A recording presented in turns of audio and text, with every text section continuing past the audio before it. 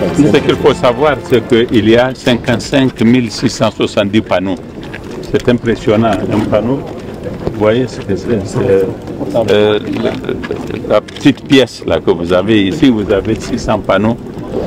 C'est un investissement remarquable pour des résultats tout aussi remarquables parce que nous aurons une composante importante de l'électricité que nous allons consommer désormais, qui nous sera garantie, et en énergie renouvelable, c'est-à-dire qui ne laisse aucune forme de déchet, qui ne laisse pas de traces, qui ne donne rien à gérer après coup. Je voudrais dire à mes compatriotes qui viennent de souffrir énormément de la rupture du courant liée aux pylônes qui ont été défectués sur la ligne à partir du barrage de Kandji, que ce genre de situation, lorsqu'à partir du 25 août, cette centrale va fonctionner, seront totalement réduites.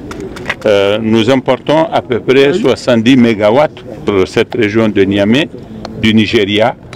Si même il y a une rupture totale, comme ça avait été le cas la semaine passée, nous aurons la moitié pratiquement du courant qui nous sera servi et donc nous ne sentirons pas les effets d'une telle situation comme cela a été le cas récemment.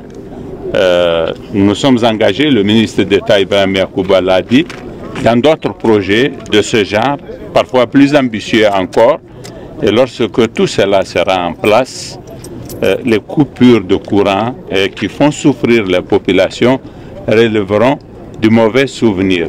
Notre ambition, ce n'est pas de produire de l'électricité pour une quantité qui sera suffisante juste pour les foyers. Il nous faut avoir de plus grandes ambitions et produire de grandes quantités qui serviront à l'industrie, à l'industrialisation de notre pays.